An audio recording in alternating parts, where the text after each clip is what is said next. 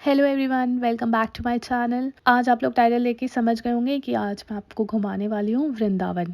Okay, तो वृंदावन आपको मैं बताऊंगी मथुरा से। ठीक है, तो अगर आपको सारी डिटेल्स चाहिए कि आपको मथुरा कैसे पहुँचना है, आप कैसे मथुरा आ सकते हैं, कहाँ स्टे कर सकते हैं, और अगर आपको मथुरा की भी जानकारी चाहिए तो आप मेरा मथुरा वाला व्लॉग देख लीजिए।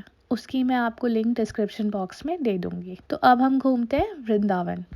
वृंदावन कृष्ण भगवान की जन्मभूमि है। उनके बचपन की यादें वहाँ पे। वृंदावन प्रेम की भूमि भी कहलाती है। यहाँ हर तरफ कान्हा ही कान्हा की गूंज है और सभी लोग आपको कृष्ण भक्ति में लीन दिखेंगे। वृंदावन और मथुरा के शहरों का हम हिंदुओं के बीच में बहुत महत्व है, खासकर इसलिए भी क्योंकि इसका नाम महाकाव्यों, रामायण और महाभारत में रखा गया था। वृंदावन आने के लिए आपको मथुरा तक आना होगा और मथुरा से Vrindavan is like just 10 kilometres. अब मथुरा अगर आप लोग पूरा टैक्सी से कर रहे हो तो आप डेफिनेटली मथुरा से वृंदावन टैक्सी से आ सकते हैं। बट इन केस अगर आप लोग ट्रेन से या फ्लाइट से आए हैं और आप मथुरा के बाद आगे आने के लिए आप साधन ढूंढ रहे हैं, तो मथुरा से जो दीप गेट चौराहा है वहां से आपको वृंदावन के लिए ऑटो मिल जाते हैं और काफी चीप रेट से, लाइक 30 रुपीज पर पर्सन वो लेते हैं और आपको वृंदावन छोड़ देते हैं। अब वृंदावन पहुंच के क्या क्या घूमे, कैसे अपना पूरा प्लान करे, कौन कौन से मंदिर जाएं, क्योंकि ऑब्वियसली वृंदावन और मथुरा में हर गली में मंदिर है, तो आप डेफिनेटली सारे मंदिर तो नहीं कवर कर सकते। बट मैंने जो जो मंदिर कवर किए थे उनकी जानकारी मैं आपको इस वीडियो में दे दूंगी। तो वृंदावन पहुंच के सबसे पहले कर लीजिए ठाकुर साहब के दर्शन। ऐसी मान्यता है कि जो भक्त बाके बिहारी के दर्शन करता है वह उन्हीं का हो जाता है। भगवान के दर्शन और पूजा करने से इंसान के सारे संकट मिट जाते हैं। बाके बिहारी की पूजा में उनका श्रृंगार विधिवत किया जाता है और उन्हें भोग में माखन, मिश्री, केसर, चंदन और गुलाब जल चढ़ाया जाता है। तो आप भी इसमें से जो भी चाहें भोग के लिए वो आप ले सकते हैं चढ़ाने के लिए। बाके बिहारी मंदिर में एक चीज जो बाकी के मंदिरों के मुकाबले अलग है ना, जो मुझे लगी, वो है यहाँ का पर्दा प्रथा। तो अगर आपने कभी गौर किया हो तो बाके बिहारी मंदिर में ठाकुर जी के दर्शन हमेशा टुकड़ों में कराए जाते हैं, यानी कि बाके बिहारी जी के आगे बार बार पर्दा डाला जाता है जिससे कोई भी ठाकुर जी को ज्यादा देर तक देख ना सके। कहा जाता है कि बाके बिहारी जी इतने चंचल है कि कोई उन्हें बहुत प्रेम और श्रद्धा भाव से देखता है तो वो उनके साथ चले जाते हैं। तो जब हम लोग मंदिर गए थे तो हमें भी बाहर एक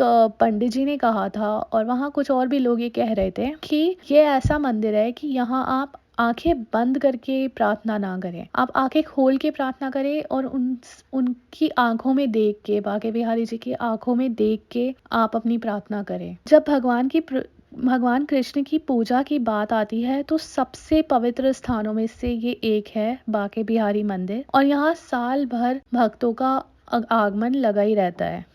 तो बाके बिहारी जी के दर्शन के बाद अब आप चले जाइए राधा वल्लभ मंदिर। वृंदावन का श्री राधा वल्लभ मंदिर अपने आप में एक बहुत खास इम्पोर्टेंस रखता है। इस मंदिर में भक्त श्री कृष्ण और श्री राधा दोनों के एक साथ दर्शन पा सकते हैं। ओके, अब आप बोलेंगे कि ऐसे बहुत से मंदिर है जहाँ दोनों के दर्शन एक साथ मिलते हैं, लेकिन यहाँ राधा कृष्ण एक युगल जोड़ा है। वो दो नहीं, एक है। राधा में कृष्ण और कृष्ण में राधा समाहित है। ऐसा कहा जाता है कि श्री राधा वल्लभ के दर्शन बहुत मुश्किल से होते हैं। प्रभु उसी को दर्शन देते हैं जिसके प्रेम में सच्ची श्रद्धा और प्रभु में जिसकी पूर्ण आस्था होती है। तो लकीली हमें भी दर्शन मिल गए। श्री राधा वल्लभ मंदिर की सबसे बड़ी मान्यता यह है कि किसी को भी इनके दर्शन अपनी मर्जी से नहीं होते, यानी कि जब भगवान राधा वल्लभ चाहेंगे तभी किसी को उनके दर्शन प्राप्त होंगे। तो अगर आपके नसीब में ये दर्शन लिखे हैं तो आपको ये दर्शन जरूर प्राप्त होंगे। तो इसके दर्शन करने के बाद हम चलते हैं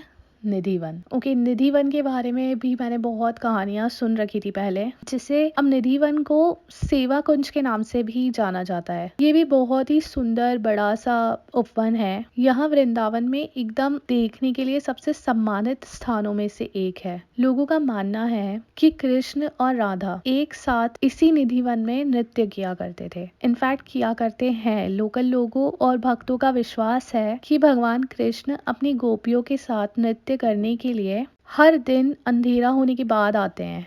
यही कारण है, मतलब आपको आइट में दिखेगा लोगों के खिड़कियाँ बनी हुई है, घर वगैरह बने हुए हैं, लेकिन सब लोग अपनी खिड़की वगैरह शाम होने के बाद, मतलब अंधेरा होने से पहले ही इनफैक्ट बंद कर लेते हैं। और मतलब यहाँ पर अंधेरा होने के बाद सबका एंट्री भी बंद हो जाता है। तो आप भी अंधेरा होने से पहले यहाँ के दर्शन कर लीजिए। पूरे तुलसी के पौधों से घिरा हुआ है ये निधिवन। वृंदावन के सबसे बड़े मंदिरों में से एक है अब प्रेम मंदिर। तो ये भगवान कृष्ण और देवी राधा की पूजा के लिए समर्पित है। ये मंदिर भी नया बना है। तो ये पूरा मार्बल का डबल स्टोरी बड़ा सा मंदिर है। यहाँ की दीवारें राधा और कृष्ण की लीला को दर्शाती ब्यूटीफुल पेंटिंग से सजी हुई है, मतलब which is like really adorable. दीवार पर 80 से ज़्यादा अधिक पैनल हाथ से पेंट किए गए हैं। पूरा मंदिर बहुत से ब्यूटीफुल फ्लावर्स, फाउंटेन्स, लाइट्स वाले बड़े से गार्डन से घिरा हुआ है। गार्डन में भगवानों की बड़ी बड़ी मूर्तियां भी हैं,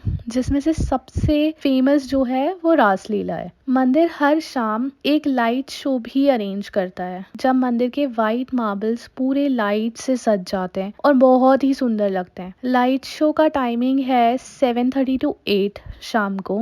तो आप अकॉर्डिंगली मंदिर प्लान कर सकते हैं, बट आई वुड सजेस्ट कि लाइट शो ना मिस करें। इसके बाद पास ही में है स्कॉन टेम्पल। ओके, अब आप बहुत सारे स्कॉन टेम्पल्स गए होंगे, क्योंकि हर शहर में स्कॉन टेम्पल्स मिल जाते हैं मैक्सिमम। तो वृंदावन का स्कॉन टेम्पल भारत में सबसे ज़्यादा लोकप्रिय है। और ये मतलब जितने भी स्कॉन टेम्पल्स हैं इंडिया में, उसमें से सबसे फेमस कहा जाता है कि वृंदावन का स्कॉन टेम्पल है। इसे लोकप्रिय रूप से कृष्ण बलराम मंदिर भी कहा जाता है। और इस मंदिर को बनाया गया था 1975 में। मंदिर को वेदों और भगवद गीता पर लोगों को शिक्षित करने के एकमात्र उद्देश्य से बनाया गया था। तो आप यहाँ भी ज़रूर जाइए अगर आप वृंदावन आए हैं तो। मैं सारे ही मंदिर जो मैंने बताए उनके टाइमिंग्स आपको डिस्क्रिप्शन बॉक्स में डाल दूंगी। Okay, now I would suggest you कि जब आप घूम रहे हैं ना एक मंदिर से दूसरे मंदिर, तो आप वॉक करिए, क्योंकि वो जो कहते हैं ना कि ब्रज की गलियों में घूमने का भी अलग ही आनंद है, वो आनंद आप ज़रूर उठाइए। क्योंकि पूरी गलियां मतलब ऐसे इतनी खूबसूरत लगती है, इतनी चहल पहल होती है, हर जगह आपको ऐसे लाइट्स, हर जगह मंदिर, हर जगह आपको कृष्ण भगवान की धुन सुनने को मिलेगी। और ऐसे आप शॉपिंग भी कर सकते हैं, बहुत सारी दुकानें लगी हुई है, हर जगह दुकानें मिलेगी आपको कृष्ण भगवान के कपड़े और उनकी बहुत सारी चीज़ें, मतलब कृष्ण भगवान रिलेटेड आपको जो भी चाहिए वो मिल जाएगा। आप आपके लिए भी ज़रूर शॉपिंग कर सकते हैं। और आपको खाने पीने की भी बहुत दुकानें मिलेगी, लाइक स्वीट्स। मैं आपको एक शॉप नहीं बता सकती कि आप यहाँ से जाके स्वीट खाइए, because every shop serves amazing sweets. तो गुलाब जामुन तो मैंने बहुत ही खाए थे वहाँ पे, क्योंकि हर शॉप में बड़े अच्छे गुलाब जामुन गरम गरम मिल रहे होते थे। वहाँ की लस्सी पीजिए and what not. Like sweets के लिए तो आई वुड डेफिनेटली रेकमेंड कि आप घूमिए, स्वीट्स का आनंद लीजिए, वॉक करके कैलोरीज भी बर्न करिए एंड हैव फन गाइज। अब अगर आपको ये वीडियो पसंद आया तो प्लीज़ वीडियो को लाइक ज़रूर कीजिए और चैनल को सब्सक्राइब कर लीजिए। Thank you so much for watching. See you soon in the next video. Till then, Radhe Radhe.